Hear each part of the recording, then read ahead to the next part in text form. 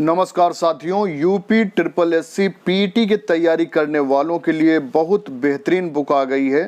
साथियों, ये बुक सरस्वती प्रकाशन प्राइवेट लिमिटेड प्रयागराज उत्तर प्रदेश की है। इस बुक में आपको 2100 मोस्ट इम्पॉर्टेंट क्वेश्चन दिए गए हैं और साथ में सॉल्व्ड पेपर भी दिए गए हैं। जिस तरह के प्रश्न यूपी ट्रिपल एससी पीटी में पूछे जाते हैं, पीटी का जो सिलेबस है, सभी इम्पॉर्टेंट क्वेश्चन आपको इसमें मिलेंगे। 100% सफलता के लिए आप ये सरस्वती प्रकाशन प्राइवेट लिमिटेड की बेस्ट बुक जरूर लें। ये बुक आप निम्न तरीके से ले सकते हैं। अगर आप ऑफलाइन लेना चाहते हैं तो आप किसी भी कॉपी किताब की दुकान से आप ले सकते हैं, और अगर आप ऑनलाइन लेना चाहते हैं तो डिस्क्रिप्शन बॉक्स में नंबर दिया गया है, उस पर आप संपर्क कर सकते हैं और पेमेंट कर आप वहां से बुक बाय कर सकते हैं। तो सभी को Prabhakar Dwivedi multi talented channel की तरफ से आप सभी को शुभकामना है कि जो लोग पीटी की परीक्षा की तैयारी कर रहे हैं वो 100% सफल हों और आप लोग बुक लें। बहुत अच्छी बुक है, मैंने इसको देखी है। बहुत बहुत धन्यवाद है। नमस्कार साथियों, तो आज आप लोगों के लिए एक बहुत बड़ी खबर है और उन खबरों में जो प्रमुख खबरें हैं वो हम आपको बता दें कि नई एएनएम की भर्तियां आने वाली हैं, लेखपाल की भी भर्तियां आने वाली हैं और मुख्य सेविका आंगनबाड़ी सुपरवाइजर की जो भर्ती होने वाली, इनके बारे में बताएंगे। उसके अलावा आप सबको हम ये बताएंगे कि एएनएम वेटिंग लिस्ट आएगी कि नहीं आएगी, और पीटी के बारे में बताएंगे। लेखपाल के कितने पद आएंगे उसके बारे में चर्चा होगी, और एएनएम का जो रिजल्ट निकला उसमें होम डिस्ट्रिक्ट कैसे मिलेगा, और ज्वाइनिंग से पहले आपको कौन कौन सी सावधानियां रखनी है। और इसके अलावा हम आपको बताएंगे कि ये जो आपका डॉक्यूमेंट वेरिफिकेशन ज्वाइनिंग हो रही है और प्लस जो रिजल्ट निकला है उसमें जो लोग असंतुष्ट हैं उनके लिए हम बताएंगे, क्योंकि बहुत से लोग कह रहे हैं कि मेरा इतने नंबर हैं और मुझे इतना मिला है, उसके बारे में हम बताएंगे। विदल्ट, प्रोविजनल, इन सभी बातों पे चर्चा होगी। सेकंड लिस्ट आएगी कि नहीं आएगी, ईडब्ल्यूएस का कट ऑफ इतना कम क्यों आया है, वो जितने भी सवाल मुझसे फ़ोन पे पूछे गए हैं या व्हाट्सएप पे मैसेज किए गए हैं, सभी चीज़ों को हम बताएंगे। और प्रोविजनल वालों को क्या क्या सावधानी बरतनी है और जो सिलेक्टेड हैं उनको क्या क्या करना है, और विदल्ट वालों को क्या करना है, वेटिंग लिस्ट आएगी कि नहीं आएगी, सेकंड लिस्ट आएगी कि नहीं आएगी, इन सभी सवालों के जवाब आपको इस वीडियो में मिलेंगे।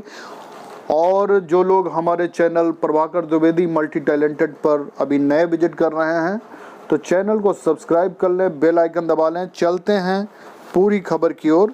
और इस खबर के क्रम में जो सबसे बड़ा सवाल है वो ये था कि आखिर ईडब्ल्यूएस के इतनी कम मेरिट कैसे आई। यानी कि ईडब्ल्यूएस के लोग देख रहे हैं कि 3 नंबर पे सिलेक्शन हुआ, तो देखिए उसमें यह है कि ईडब्ल्यूएस के जो सर्टिफिकेट लगे थे वो उनमें ज़्यादातर जो सीटें थी उसके सापेक्ष कम लोग आए। किसी न किसी तरह की कमी ईडब्ल्यूएस के सर्टिफिकेट में थी और उनमें से पूरी सीटें जो थी उतने अभ्यर्थी नहीं मिले। उनको भरने में जो अंतिम में ये सभी 3 नंबर वाले सेलेक्ट नहीं हुए, उनमें से जो लास्ट है उसका मिनिमम 3 नंबर था। बाकी जो लोग थे उनमें हाईएस्ट नंबर वाले भी थे। तो ये वही कहावत है कि मतलब आप ये ना सोचिए कि सभी 3 नंबर वाले हैं। कोई 3 नंबर वाला था तो कोई 30 नंबर वाला, कोई 40 नंबर वाला भी था, 50 वाला भी था। ऐसा नहीं कि सभी 3 नंबर वाले थे। तो मिनिमम 3 इसलिए रखा गया क्योंकि कोई फिक्स कट ऑफ नहीं था कि आप इतने से नीचे वालों को नहीं ले सकते हैं। तो इसमें हाईएस्ट तो था लेकिन मिनिमम कोई क्राइटेरिया नहीं निर्धारित था। दूसरी चीज़ आपको ये बता दें वेटिंग लिस्ट के लिए, तो देखिए वेटिंग लिस्ट निकलने की उम्मीद है और वो भी अगर आप लोग प्रयास करेंगे तो शायद वेटिंग लिस्ट निकले। वेटिंग लिस्ट अमूमन निकलती तब है जैसे सपोज करिए 8000 कुछ पदों पर 8,037 पदों पर जो है, या जो भी पद, जितने पदों का रिजल्ट निकला है, उनमें से काफ़ी बंदे ऐसे हैं जो किसी न किसी कारणवश ज्वाइन नहीं करेंगे। हो सकता है कोई नौकरी ना करना चाहता हो, या हो सकता है कुछ लोग कहीं पहले से अच्छी जगह नौकरी कर रहे होंगे, वो नहीं करेंगे। किसी को डिस्ट्रिक्ट सही नहीं मिलता है, तो या कोई और भी कारण जैसे भी हो, परिस्थितियां बदलती रहती हैं। उस स्थिति में जितने लोग ज्वाइन नहीं करेंगे, वो सीटें जो खाली रह जाएंगी उस पर आयोग वेटिंग लिस्ट निकाल सकता है। आप लोग भी थोड़ा प्रयास करिएगा तो वेटिंग लिस्ट निकल सकती है। दूसरा, आपको ये बता दें कि सेकंड लिस्ट बिल्कुल भी नहीं आएगी। जो लोग अपने टीआरपी बढ़ाने के लिए कह रहे हैं कि सेकंड लिस्ट आएगी, ये है वो है, इतनी सीटें खाली हैं, तो देखिए सेकंड लिस्ट नहीं आएगी। सेकंड लिस्ट इसलिए भी नहीं आएगी क्योंकि ये फाइनल लिस्ट थी, और फाइनल लिस्ट में कुछ सीटें ऐसी हैं कि जिनको दूसरे कैटेगरी में नहीं डाला जा सकता, जैसे एक्स सर्विसमैन हैं, या फ्रीडम फाइटर हैं, या ईडब्ल्यूएस हैं। जो लोग, जो सीटें जिनके लिए होती हैं, अगर वो अभ्यर्थी नहीं मिलते हैं तो वो सीटें खाली रह जाती हैं। इसको बाद में जब नई भर्ती आती है तो उसमें जोड़ के डाल दिया जाता है। बाकी प्रोविजनल वालों के लिए हमें ये बताना है, उनके मन में बड़ा डाउट है अभी भी, और मैंने 2 वीडियो पहले भी बना दिए हैं प्रोविजनल से संबंधित। तो उनको ये बताना है कि देखिए, आपके डॉक्यूमेंट वेरिफिकेशन होगा, आपके डॉक्यूमेंट दोबारा चेक होंगे, और इसलिए आप लोग बिल्कुल भी घबराइए नहीं। डॉक्यूमेंट जो आपके पास है उनको एक बार बारीकी से देख लीजिए, कोई कमी आपको लगती है तो उसको सुधरवा लीजिए, और जब डॉक्यूमेंट वेरिफिकेशन हो तो आप अपना डॉक्यूमेंट वेरिफिकेशन करा लीजिएगा। और बाकी आपको ये भी बताएं कि जो फाइनल सेलेक्ट हैं, डॉक्यूमेंट वेरिफिकेशन उनका भी होगा, लेकिन आप लोग घबराइए नहीं। प्रोविजनल का मतलब सिलेक्टेड होता है, बस आपके डॉक्यूमेंट में थोड़ी सी माइनर प्रॉब्लम कहीं होगी, वो आप जब चेक कराएंगे तो ठीक हो जाएगा। और एक बार मैं आपको और बताना चाहता हूँ कि देखिए, अभी कुछ चीज़ें हैं जो धीरे धीरे करके स्पष्ट होंगी, क्योंकि यूपी SSSC से जो एएनएम की ज्वाइनिंग हो रही है, ये पहली बार हो रही है, पहली बार एग्ज़ाम कराया जा रहा है। बाकी बहुत लोग कहते हैं मेरे एक्सपीरियंस के नंबर नहीं जुड़े, तो देखिए, यूपी SSSC आयोग इस तरह की गलतियां नहीं करता है। आप सभी के जो भी नंबर हैं वो जोड़े गए हैं। हाँ, वे लोग कंफ्यूज हैं जिन्होंने मान लीजिए 2 साल 8 महीने कर रखे हैं, तो सोच रहे हैं कि मेरे तो 4 ही महीने रह गए हैं, मेरा तो 3 साल होने वाला है। तो देखिए, इसमें सिर्फ वर्ष के भारांक मिलते हैं। अगर आपके 1 साल 4 महीना है तो सिर्फ और सिर्फ 3 नंबर मिलेंगे, 2 साल 8 महीना है तो सिर्फ 6 नंबर मिलेंगे, 3 साल 1 महीना है तो 3 नंबर मिलेंगे। कहने का मतलब जितने वर्ष आपके कंप्लीट हैं उसी हिसाब से भारांक मिलेंगे, महीनों का कोई भी भारांक नहीं मिलता है। तो और संविदा के अंक जोड़ कर ही मेरिट बनाई गई है, उसमें आप बिल्कुल भी टेंशन न लें। अच्छा, प्रोविजनल में कभी कभी ये भी है कि जैसे मैंने शुरू में वीडियो में बताया था कि जो निवास प्रमाण पत्र या जाति प्रमाण पत्र है, ये लोग आप पिता पक्ष का ही बनवाएं, क्योंकि देखिए, जाति और निवास जन्म से कुछ होता है, बाद में व्यक्ति कहीं भी जा सकता है। जन्म से वो पैदा होता कहीं है और बड़ा होने पर कहीं चला जाता है, तो जो जन्म निवास स्थान है उसको पिता पक्ष का होने पे, और जन्म से जो जाति है उसका बनवाने का बेनिफिट रहता है। कोई कहता है हमारे जमा नहीं हुए, ये है वो है, तो उस तरह के कारण लिखित रूप से आपके पास कुछ है नहीं, तो वैसा नहीं हो सकता है, इससे कुछ प्रॉब्लम आई हो।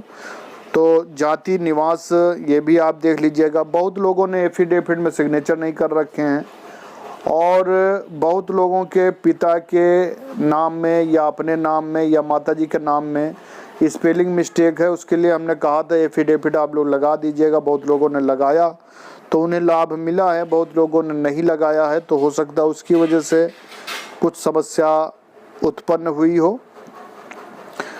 और विधल्ट की बात करें तो विदहल्ड का मतलब होता है होल्ड, विद हेल्ड, हेल्ड यानी होल्ड, ये होल्ड पे रख दिया गया यानी आपका रिजल्ट रोका गया है।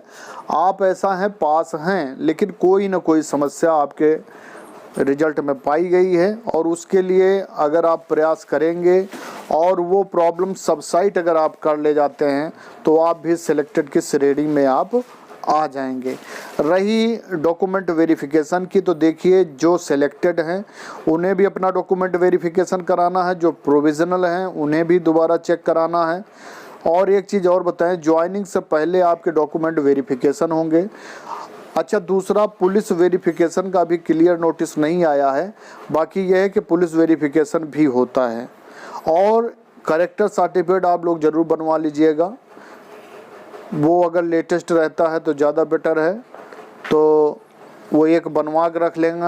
और जो आपने डीवी के टाइम जो भी आपके डॉक्यूमेंट आपने वेरिफिकेशन कराया उसके फ़ोटोकॉपी होंगी तो एक आप फाइल बना लीजिएगा, उसका बड़ा बेनिफिट मिलेगा आपको। बाकी होम डिस्ट्रिक्ट के लिए देखिए, होम डिस्ट्रिक्ट अभी आपसे डिस्ट्रिक्ट प्रेफरेंस भरवाए जाएंगे।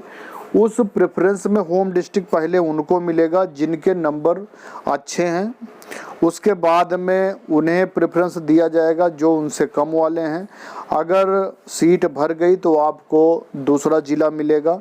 और एक बात और बता दें कि एनम में मैक्सिमम लोगों को होम डिस्ट्रिक्ट मिलेगा क्योंकि सीटें लगभग काफ़ी हद तक खाली हैं, तो कोई इतनी बड़ी समस्या नहीं है कि आप लोगों को सीटें ना मिलें। और एक बात मैं आपको और बता दूं कि यूपी एनम की अभी जो काफ़ी सीटें खाली जा रही हैं, इसके अलावा भी लगभग 6 से 7 हज़ार वैकेंसियाँ और भी आपकी एनम की परमानेंट आयोग से यूपी SSSC से आने वाली हैं, लेकिन वो इस साल के अंत तक आएंगी। ये बात मैं आपको इसलिए बता रहा हूँ ताकि आप लोग इस एग्ज़ाम में जिनका नहीं हुआ है वो हथियार डाल के ना बैठें, अपनी तैयारी जारी रखें, ताकि अगर आप इस जंग को फतेह नहीं कर पाए तो अगली जंग फतेह कर कर आप भी परमानेंट एनम बन जाएं। तो अपनी जो है स्टडी जारी रखें और पीटी की पढ़ाई ज़रूर करते रहें, क्योंकि एनम परमानेंट बनने के लिए पीटी आपको पता है कि ये प्राथमिक अर्हता है, वो ज़रूरी है। और जिन्होंने भर रखा है पीटी का फॉर्म वो पीटी की भी तैयारी करते रहें।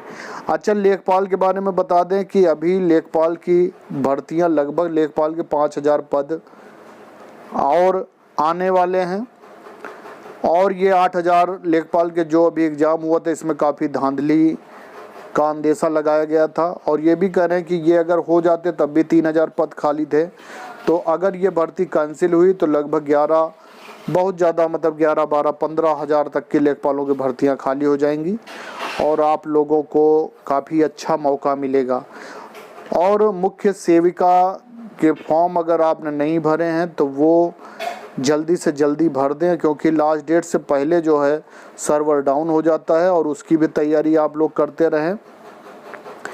और ये बहुत अच्छा पद है मुख्य सेविका का, इसकी सैलरी भी बहुत अच्छी, आप समझ लीजिए एनम से भी ज़्यादा अच्छी सैलरी है, लगभग उससे थोड़ा बहुत ज़्यादा रहती है, कम नहीं रहती।